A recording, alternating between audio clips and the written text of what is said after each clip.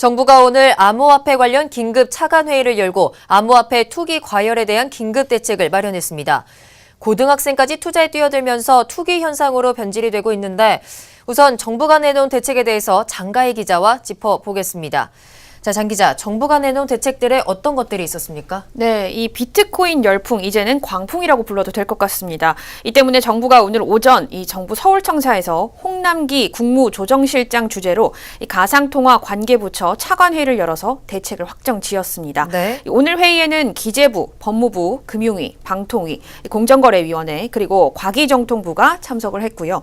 그리고 정부는 우선 신규 투자자들이 무분별하게 진입하는 경우에 이 투기 과열을 막기 위해서 은행이 거래자금 입출금 과정에서 이용자 본인을 확인하도록 하고 네. 그리고 고교생 이하 미성년자 그리고 외국인 계좌 개설은 금지하도록 하는 강수를 뒀습니다. 얼마 전에 고등학생이 비트코인 사기극까지 있었다 보니까 이런 강수들을 좀 둔 것 같네요. 네.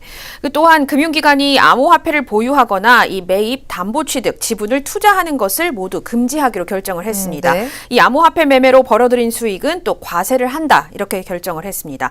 정부는 암호화폐 투자 수익 과세를 위해서 이 민간 전문가 그리고 관계기관으로 TF를 구성해서 이 세원 방안을 심도 있게 검토하기로 했다면서 이 주요국 사례를 검토해서 과세 여부를 어떻게 할지 결정하겠다 이렇게 얘기를 했고요. 네. 또 정부는 가상통화 거래소 운영을 위해서 이 고객 자산을 별도 예치하고 이 설명 의무를 잘 이행하거나 이용자 실명 확인 그리고 가상통화 매도, 매수, 호가, 주문량 공개 등을 의무화할 예정이라고 했습니다.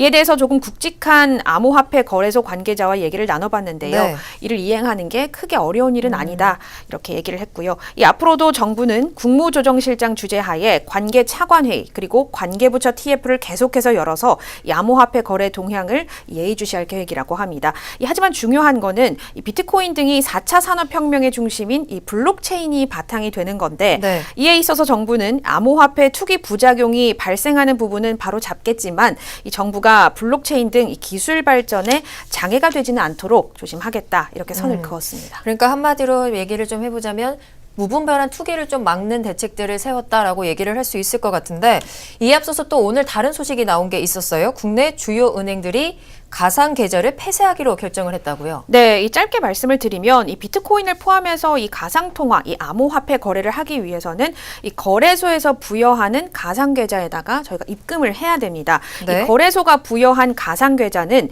이 은행이 거래소에다가 제공을 해주는 건데 이 계좌 공급을 은행들이 그만하겠다는 겁니다. 이 우리은행부터 보면 우리은행은 올해 안에 코빗을 포함한 3개 거래소에 제공한 가상 계좌를 폐쇄를 하고요.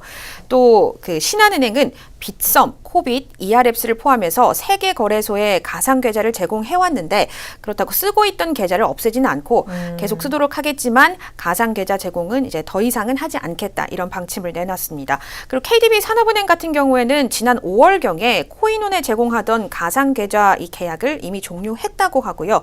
이 농협은행과 기업은행도 일부 거래소의 계좌를 발급하고 있긴 하지만 정부 규제안이 발표되면서 이 폐쇄 대열에 합류할 수 있을 것으로 보입니다. 그렇군요. 알겠습니다. 장가희 기자 수고하셨습니다.